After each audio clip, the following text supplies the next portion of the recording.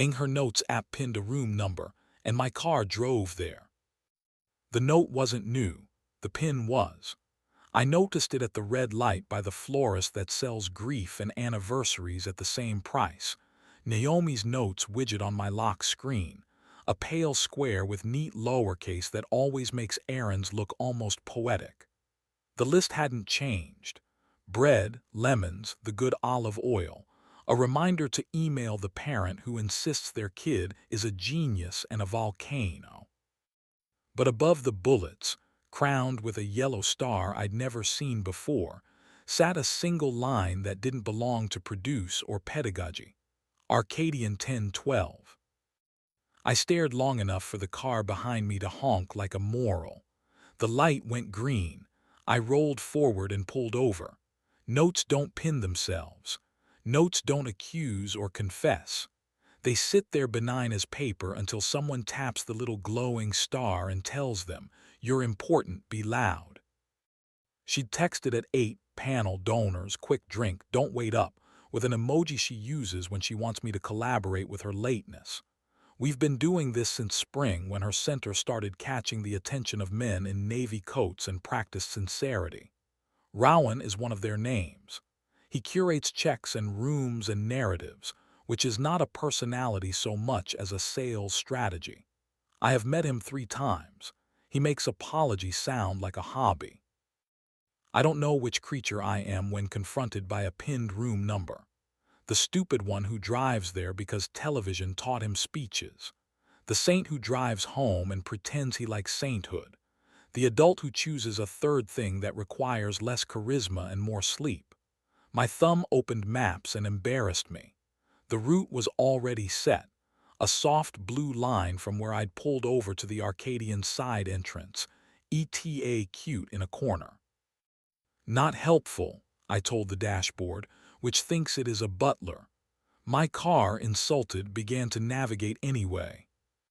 I didn't go to the Arcadian. I went to Loom.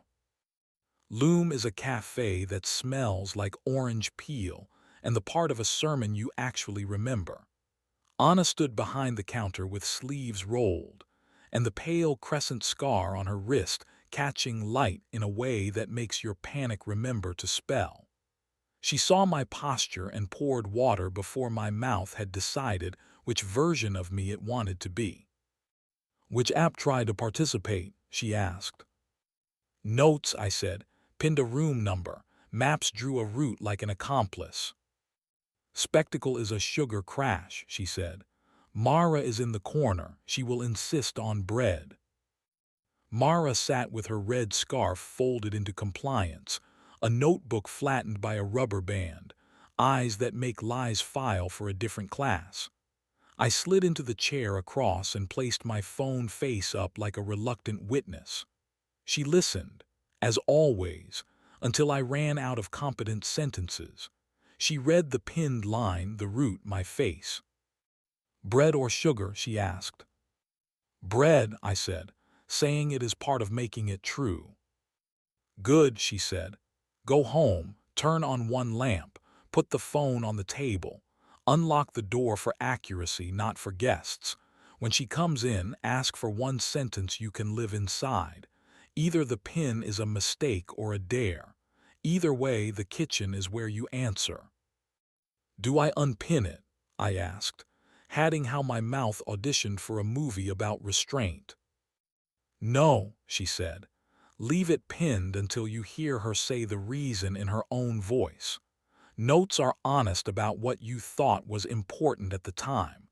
Don't give yourself a mystery if you can have a conversation." I tipped her with gratitude I pay off in small correctnesses and walked east. I took the long way past the Arcadian because superstition pretends to be rigor. A man in navy stood under the awning rehearsing benevolence. I did not stop to annotate him.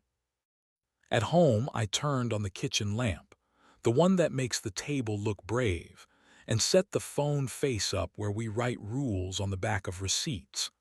I unlocked the door because Mara says accuracy is more important than dignity. Our dog padded in from the bedroom, circled exactly once, and lay down with a sigh that sounded like "be kind." Naomi came in at 12:19 with rain on her hair and the lanyard from the panel still around her neck like a stubborn chore. She closed the door softly in a way that forgives hinges, then saw the lamp, the phone, my hands keeping company with themselves. "Notes pinned something," I said. "Room number," she said, mouth doing the shape it makes when she hates her own joke. She set the tote down and came to the table. The screen glowed with the star and the line, Arcadian 1012. "I did that," she said, and I loved her a little more for starting there. "Accuracy or a scene?" I asked. "Accuracy," she said, "and touch in that order or in reverse, depending on how brave you're feeling." "Touch then truth," I said. We didn't go to bed to erase a star. We went because bodies can be contracts written without law school. She stood in front of me, and I raised the zipper of her dress slowly. Exact, the motion we taught each other for nights we planned to keep. The fabric made the small, honest sound clothes make when they agree to stop pretending to be architecture. She placed my palm at her hip and pressed until stay learned its job. I kissed the hinge of her jaw where her certainty keeps breathing, and she said my name in the version that means keep. We asked our small questions, here, slower, more, and answered in breath, the language that never tries to be brave in front of the wrong audience. We laughed once because a sleeve staged a melodrama and she rescued me with her teeth. Heat arrived like tide. We met it with competence instead of fireworks. When we came apart together, the room looked proud of us again. After, with the window cracked so the city could practice weather for someone else, she lay with her cheek on my chest and traced a circle where my worst ideas nap. "I pinned it," she said, "because I wanted to not go and still feel like I'd done something dramatic." "Who sent it?" I asked. "The number." "Rowan," she said, and the name did what it always does, tried to boss the air around. "He texted at 8:40. If you need closure with context, 10:12. I'll be downstairs for 10 minutes. If not, my apologies for making your night louder than necessary." He writes like a museum wall. "And you," I said, keeping my mouth inside its own patience. "I pinned it because I needed the reminder to say no to something I want in a way I don't respect," she said. "I wanted to go upstairs and look at wanting and say, 'You are not an emergency, you are a hobby.' I wanted to do that in a room with carpets that pretend to be velvet and then come home and be a person who says I didn't. I hate that I wanted to perform not going.